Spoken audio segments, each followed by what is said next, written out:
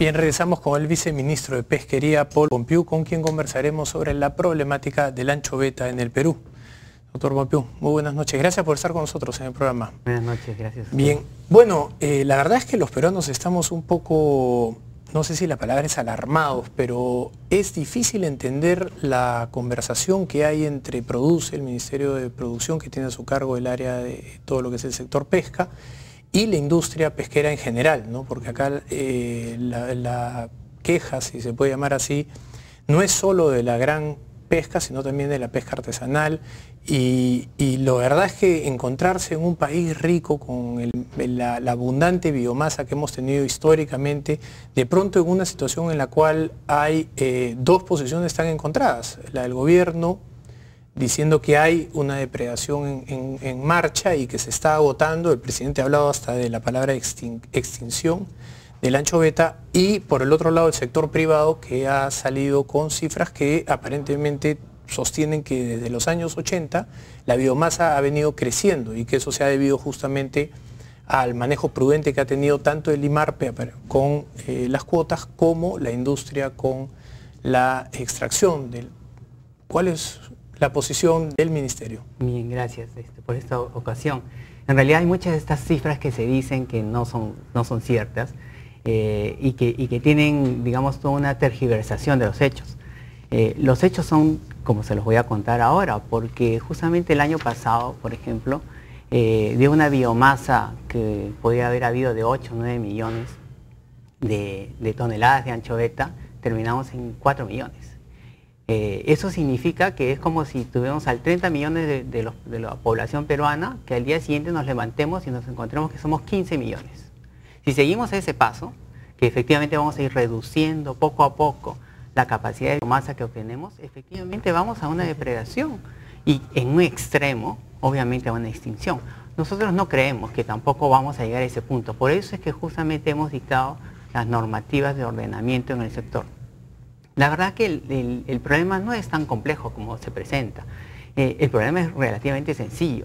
El tema es de que nosotros debemos dar un espacio para el mar que es de todos los peruanos. Eso significa que todos los peruanos tienen que tener acceso a este mar para el consumo de lo que el mar produce para todos los peruanos. Y no debería ser producido solamente con un solo propósito o para unas pocas empresas. Entonces, hoy en día, por ejemplo, cuando se ha hablado de los industriales, nos encontramos que efectivamente ese es un mercado que se encuentra relativamente concentrado. Son 8 empresas las que dominan este mercado y de las cuales producen solamente harina de pescado. El Perú, como usted bien lo ha dicho y todos los peruanos lo saben, tiene un mar riquísimo, pero sin embargo, una de las principales pesquerías del mundo, como es la anchoveta, el Perú, el principal recursos hidrobiológicos, termina produciendo del 100% de sus capturas, 98% de la anchoveta en harina. Eso en sí mismo le quita espacio para toda la otra riqueza hidrobiológica que podemos desarrollar. Si nosotros lo medimos en cifras, ¿con qué nos encontramos?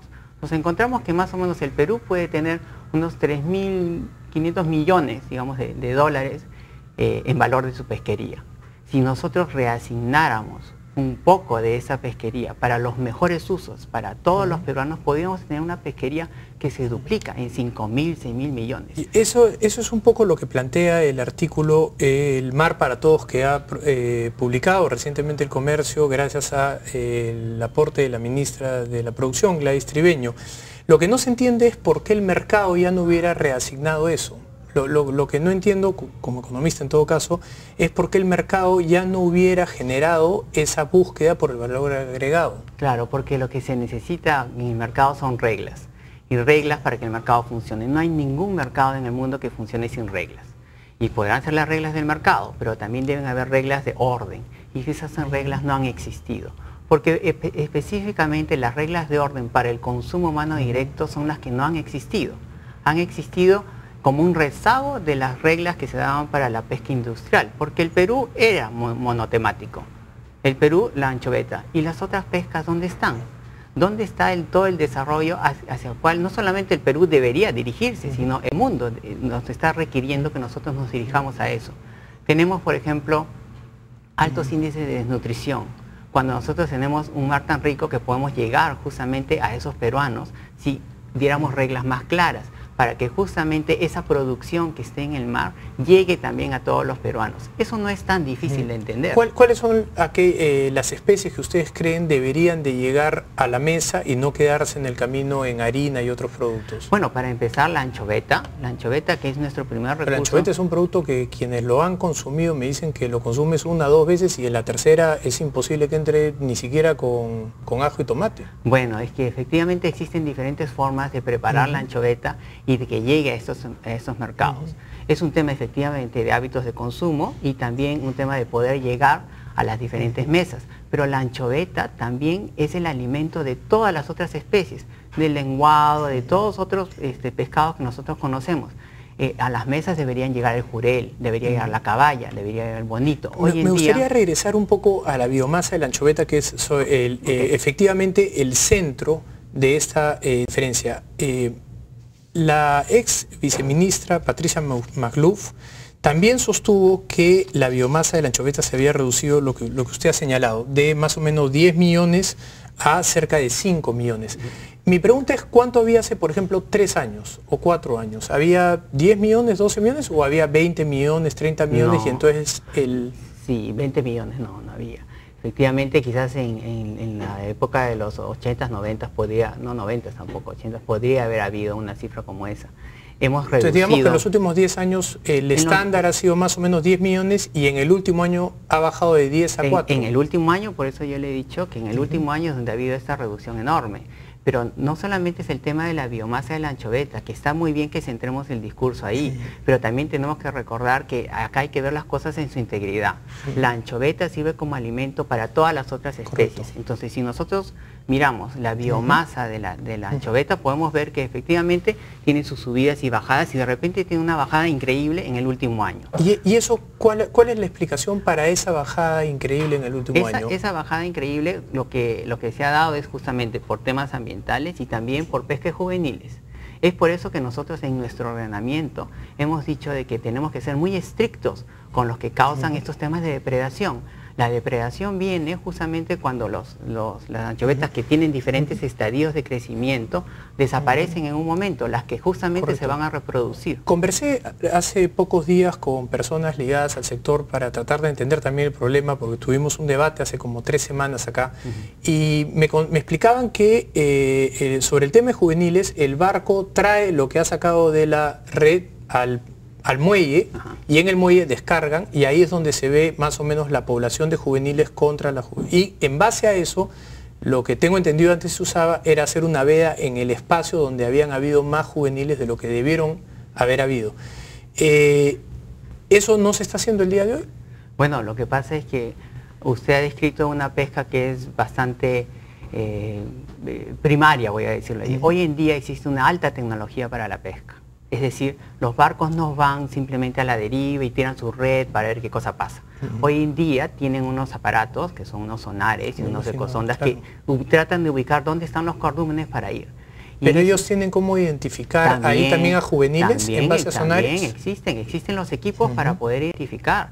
En otros países además se vende, podemos entrar a internet y ver que se venden esos equipos. De repente no tienen una precisión tan alta, pero existen los equipos y además yo los he visto funcionando. Correcto. Y ahí sale una estructura de tallas que se puede ver. Es decir, cuando uno tira una red ya sabe más o menos qué es lo que tiene para una determinada especie. Entonces la tecnología existe. ¿Por qué no habrían entrado a ese paso? Porque estos equipos no son equipos caros para el tamaño que tiene la industria pesquera. ¿Cuál cree usted que es el motivo por el cual la industria pesquera, que como usted bien ha señalado es la más grande del mundo, no hubiera invertido en aparatos de bajo costo para poder lidiar con un problema que se le presenta regulatorio? Bueno, esos son temas empresariales en los cuales, por ejemplo, nosotros no tenemos ninguna regulación, pero por ejemplo, a motivo de esto sería interesante justamente imponer ciertas regulaciones para que tengan esos equipos, porque si todas las naves no lo tienen sería un grave problema. Ahora, lo más importante del tema tecnológico es que la tecnología nos permite justamente hacer de una manera eficiente las capturas. Hoy en día lo que ha pasado es que esas empresas no han llegado a puerto, como usted ha mencionado, y han dicho, acá tengo esa captura. Las hemos encontrado en decomiso, es decir, han ido de frente a la planta sin avisar de que había una zona y han ido de frente hacia la arena. ¿Usted se está refiriendo a las 8 empresas más grandes o se está refiriendo a otro tipo de empresas? A esas empresas y otras más. Tenemos un listado en donde usted puede ver justamente que esas empresas en la última temporada, por ejemplo, hicieron 800 reportes de ocurrencia para pesca de juveniles, comparado con lo que ha habido otros años que había menos de 100, ¿no? Y inclusive en una semana han habido el 45% de reportes de ocurrencia. O sea, eso no puede ser casual. Lamentablemente se me está acabando el tiempo y tengo una pregunta también personal. ¿Cuál es la incidencia en el sector pesca de informalidad? Porque en el caso de la minería, por ejemplo, no estamos acostumbrados a ver los problemas de la gran minería y la minería informal al costado está capturando cerca del 20% de la producción minera. En el caso de la pesca, ¿qué porcentaje más o menos del total del sector está identificado o estaría alojado en el sector informal? Es difícil en realidad afirmar un porcentaje sobre la informalidad, cuánto existe. Lo que sí sabemos es que la informalidad ocurre a lo largo de toda la cadena. Es decir, los industriales, a través de sus balanzas, que además están bien calibradas, eso también califica como una informalidad, porque de ahí es donde sale la pesca, que yo de repente recibo 100 toneladas, debería producir 400 y de repente produzco 800. Entonces, ¿de dónde salió ese resto? También existe informalidad por parte de algunos permisos que se han dado, ya sea por gobiernos regionales o anteriores administraciones del mismo ministerio, que en realidad lo que nosotros estamos haciendo con toda esta normativa que estamos sacando es justamente ordenar. Lo principal es ordenar para no depredar y para que este mar pueda llegar a todos. Entonces, la única manera... ¿Ustedes creen que va a haber espacio para sentarse con los grandes, los medianos y los pequeños y ponerse de acuerdo? Nosotros lo hacemos todo el tiempo. Lo que pasa es que el rol del ministerio es velar por el interés público, no velar por el interés de una empresa en particular. Ni chiquita ni grande. Le agradezco muchísimo la visita y espero tenerlo pronto de nuevo para poder usar las opiniones, porque acá lo que hay es que tratar de encontrar dónde están las diferencias y qué es lo que ha cambiado de un año a otro, ¿no? Y de cumplir con las normas, Muy bien, efectivamente. Muchas gracias por estar con nosotros. Gracias. Bien, vamos a una pausa y regresamos. Scotiabank, descubre lo que puedes lograr.